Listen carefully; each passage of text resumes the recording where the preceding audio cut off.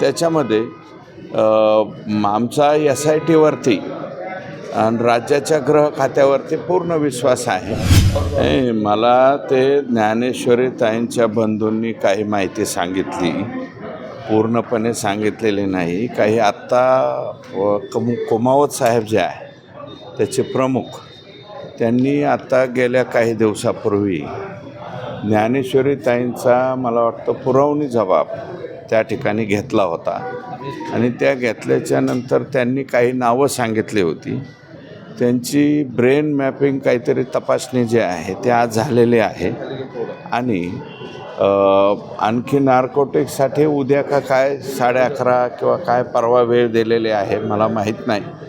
माझं मत असं आहे की याच्यामध्ये काय पॉझिटिव्ह आलं काय निगेटिव्ह आलं हे लगेच त्याच्यामध्ये बोलण्यापेक्षा दोन्ही तपासणी जे आहे पूर्ण होऊन द्याव्यात आणि त्याच्यामध्ये आमचा SITवरती आणि राज्याच्या गृह खात्यावरती पूर्ण विश्वास आहे.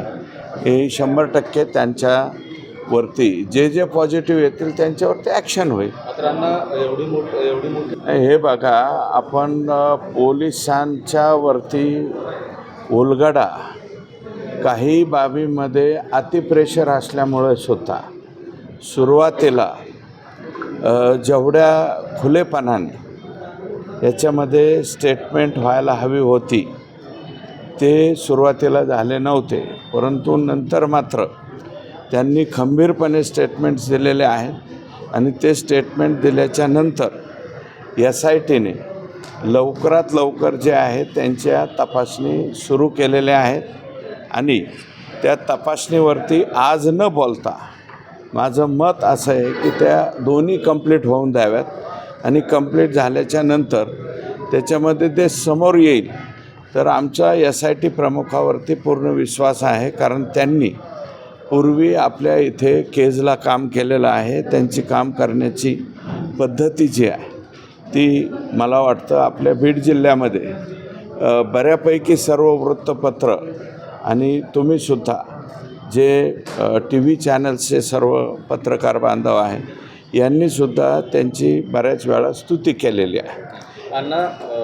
आज मला त्याच्यात म्हणायचं नाही, माझ्याकडं माहिती आहे परंतु ती 100% कन्फर्म नाही आहे आणि उद्याचा दिवस थांबायला काय हरकत नाही. एक तपासणीमध्ये झालेलं आहे त्यात XX पॉझिटिव्ह आलेले आहेत, Y किंवा कोणी निगेटिव्ह आलेले, याची माहिती जी आहे ती IQ माहिती माझ्यापर्यंत आहे आणि एकच दिवसाचा अवधी आहे.